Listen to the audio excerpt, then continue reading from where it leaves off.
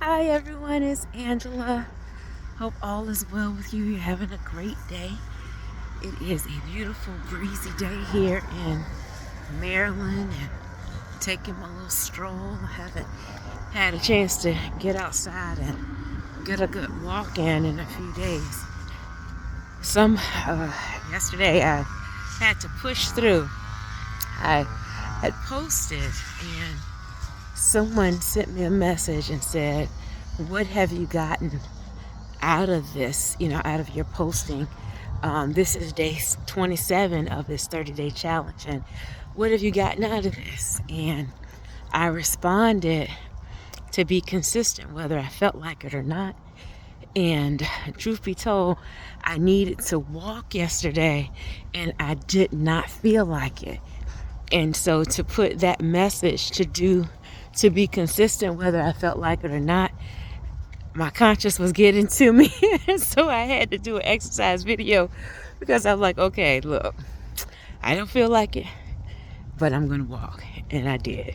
So thank you, Philip Fields, for sending me that message. And it was just enough accountability to make me get up and walk. So we all need it sometimes. And I was talking about the other day, I had gone to Chesapeake, Virginia, where I was raised.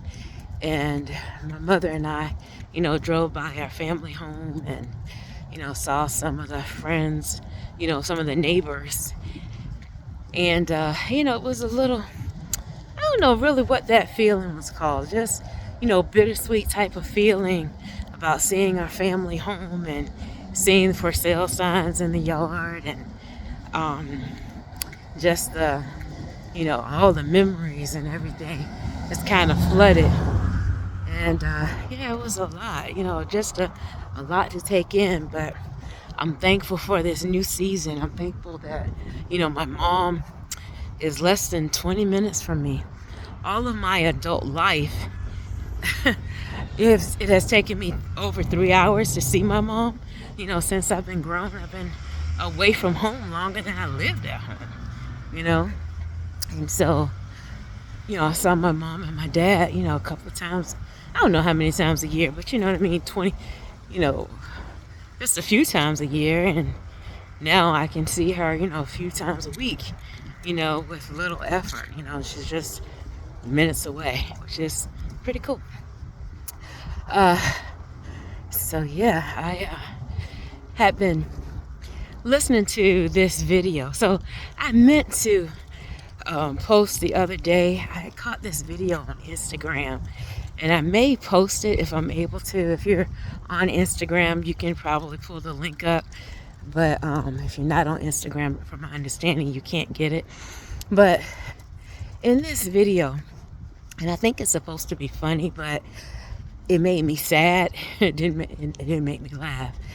What made me sad is that it had over 2,000 comments. And the comments were basically like, yep, I can relate to that. Yep, that sounds just like my mom. And I'm assuming comedian, he is talking about childhood and basically mimicking a parent, a mom, or whoever this parent is, around eating, around dinner time.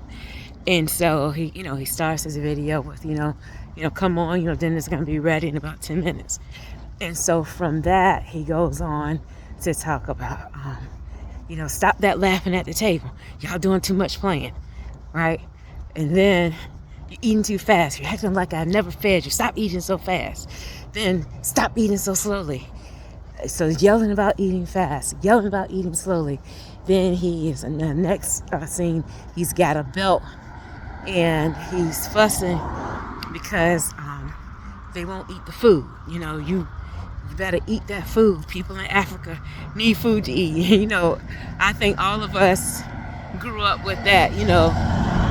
Don't waste that food. People in Africa want food. And then what was hilarious is that somebody from Africa posted or responded, and she said her parents would tell them, don't eat that junk food or you're going to look like the kids in the United States. I thought that was hilarious. You're gonna be overweight like the kids in the United States. So we're using the African kids as an example, and the African people using the U.S. kids as an example. I thought that was hilarious. And then he also had, the parent is yelling, "Hi there, how you doing?" Oh, it's okay. I just had to turn around and make sure everything was okay. So I also had this other clip where the parent is, yelling at the kid and saying they're not going to give them any food. Excuse me, not going to give them anything to drink while they're eating. You better eat all that food. And if you sit here all night, you're going to sit here all night until you finish eating it. And I'm not going to give you anything to drink while you're trying to eat. Just, and as you listen to these things, it may have been something that a parent maybe had said to you, when you were a kid. And all of it was said with this mean look on his face. He had the belt in his hand, and it's very threatening. You better stop crying before I give you something to cry about. Eat this food. Eat it whether you like it or not. Just try to picture this as an adult. And if somebody was making me eat something that I did not like, and you eat it whether you want to eat it or not. I mean, what is the harm if I just don't like this? I mean, are we just that prideful that if somebody doesn't like the Brussels sprouts that you made, that the world is going to end if they don't eat the Brussels sprouts? No, I'm not saying that we need to teach folk to be wasteful, nor am I saying that you don't need to discipline, but I keep going back to this angry parenting. And the thing is that a lot of the people that responded to this Instagram clip was like, yep, I can relate to that. I say some of the same things to my parents. I say some of these same things to my kids that my parents said to me, right? We got the belt. You can't have anything to drink while you're eating. I'm trying to eat this dried up food you gave me, and I can't even have anything to wash it down. Why? Why can't I have a sip of water? Why can't I have a little bit of juice? What is the harm if I have this?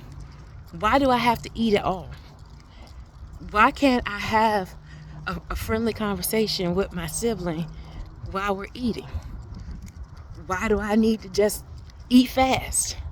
Why do I need to eat slow? I mean, there are benefits to eating slowly, right? And of course, you don't want to be sitting there all night and just nibbling, of course, if the next day of school. So he was talking about how, next day of school, you need to hurry up so you can take your bath.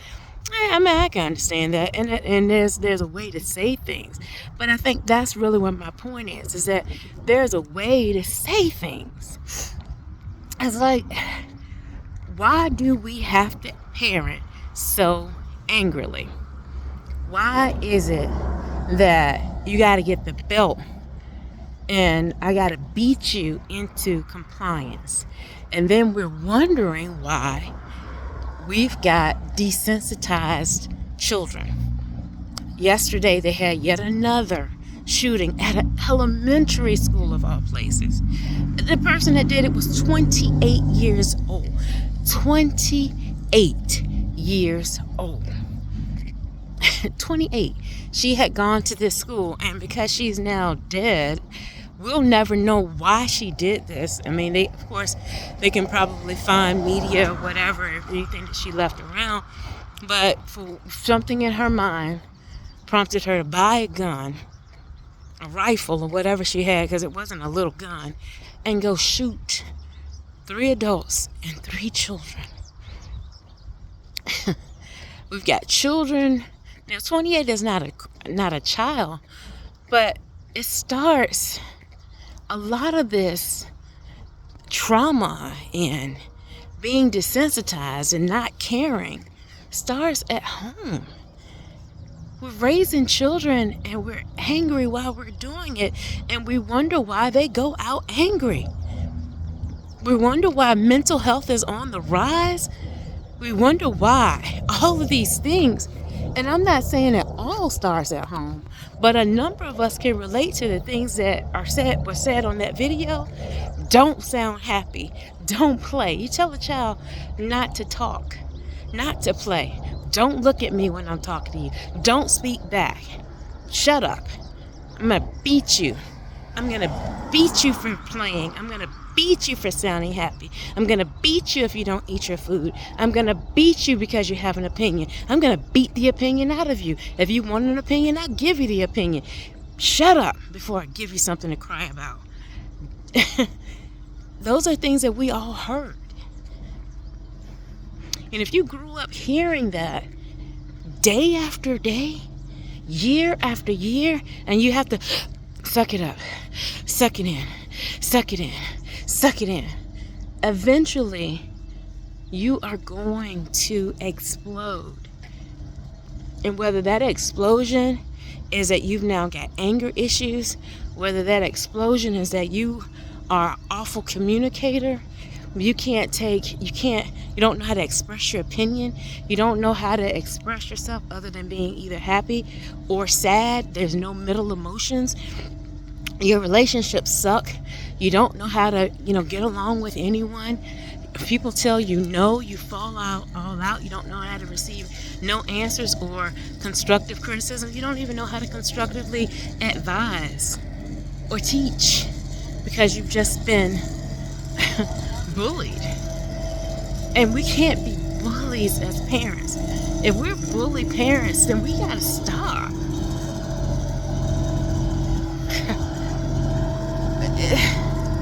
I don't know how many times to say it or how many other ways to say it, but some of the ways we are parenting, we are parental bullies.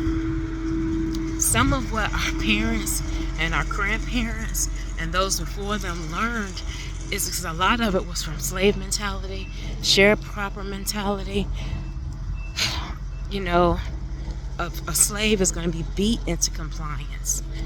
You have to do this because you've got a master over you. But if your relationship with your child is master servant, there's a problem with that. And if you don't see a problem with it, then look at the news. Sometimes we need to sit down and check ourselves because there is another generation that we're raising, and this generation is a little different than the generations that we came from.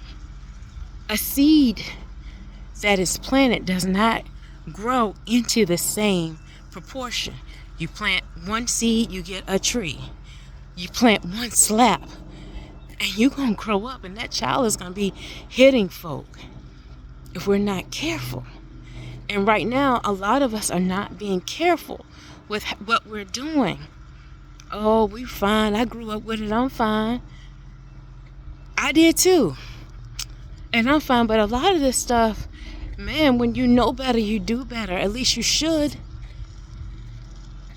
Let's do better. Because we need to. We need to, y'all. We need to. How much of this stuff can you look at? I had a pastor used to say, how much wrong can you look at and still be right? And I'm not saying that there's anything wrong with discipline, because there's not. We need to be disciplined. We need to be corrected, right? We need guidance. We need to be taught. Yes. And there does need to be consequences for actions. Yes.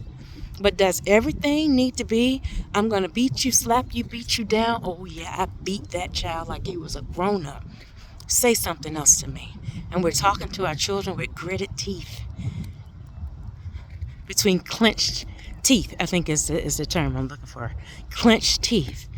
You come home, they never see a smile on your face. If they do something good, you don't say anything. But Lord knows if they do something bad, it's going to be a problem. And we're wondering why. You can't wonder why if you planted the seed. If we want a different harvest, we got to change what we're planting. It's necessary.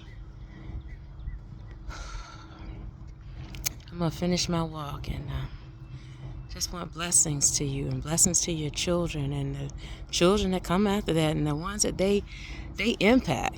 Because man, that could be our kids at school, our kids, our grandkids. We got to do something different if we want a different result. I'll talk to you guys soon.